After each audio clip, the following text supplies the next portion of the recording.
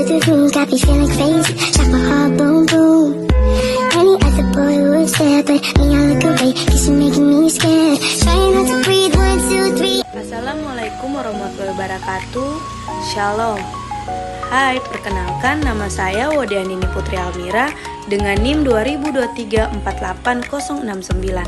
Saya mahasiswa kelas C Program Studi Pendidikan Guru Sekolah Dasar Fakultas Keguruan dan Ilmu Pendidikan Universitas Patimura Ambon.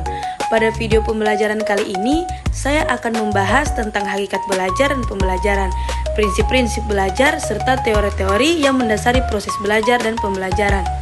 Materi ini sangat penting untuk kita pahami sebagai calon guru, karena dengan memahami hakikat dan teori belajar, kita dapat menciptakan pembelajaran yang lebih efektif, bermakna, dan menyenangkan bagi peserta didik kita nanti. Yang pertama, saya akan membahas hakikat belajar dan pembelajaran.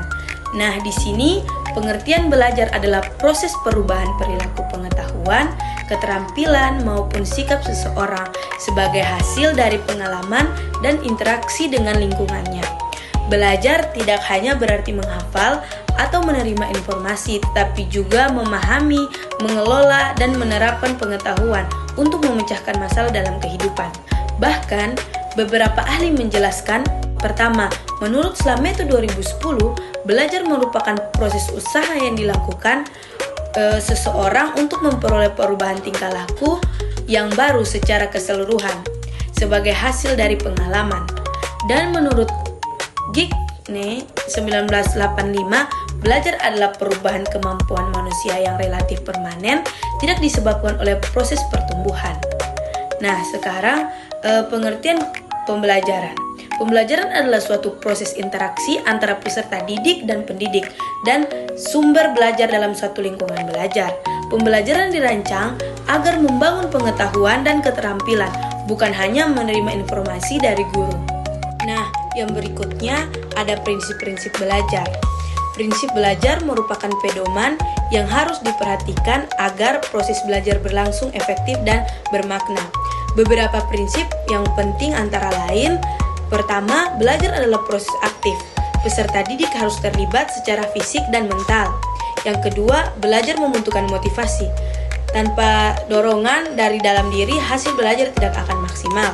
Yang ketiga, belajar terjadi jika ada tujuan yang jelas. Tujuan membantu mengarahkan fokus belajar. Yang keempat, belajar dipengaruhi oleh pengalaman sebelumnya. Pengetahuan lama membantu memahami hal baru. 5. Belajar adalah proses yang berkesinambungan, berlangsung sepanjang hayat. 6. Lingkungan belajar berpengaruh besar. Suasana aman, nyaman, dan menyenangkan mendukung keberhasilan belajar.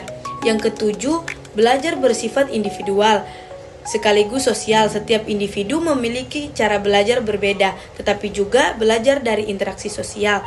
Dan terakhir, umpan balik sangat penting untuk mengetahui kemajuan dan memperbaiki kekurangan. Nah, sekarang yang ketiga, yaitu teori-teori yang mendasari belajar dan pembelajaran. Terdapat beberapa teori utama yang menjelaskan bagaimana proses belajar itu terjadi. Yang pertama ada teori behavioristik. Menurut Pavlov, Gignac dan Skinner serta Weston, teori belajar adalah perubahan perilaku akibat stimulus atau rangsangan dan respon. Pembelajaran berfokus pada pemberian penguatan dan hukum. Contohnya, guru memberi pujian kepada siswa yang menjawab benar agar siswa tersebut termotivasi. Yang kedua, teori kognitif. Menurut Piaget, Brunner, dan Ausubel, teori belajar adalah proses berpikir, memahami, dan mengorganisasikan pengetahuan. Peserta didik aktif membangun pengetahuan berdasarkan pengalaman dan penalaran. Contohnya, siswa diminta menghubungkan materi baru dengan pengalaman sebelumnya. Atau advanced organizer. Yang ketiga, ada teori konstruktivistik. Menurut Goskay Piaget, inti teori pengetahuan dibangun sendiri oleh peserta didik melalui interaksi sosial dan pengalaman yang berlangsung. Guru berperan sebagai fasilitator dan pembimbing. Contohnya, pembelajaran berbasis proyek atau diskusi kelompok. Yang keempat ada teori humanistik.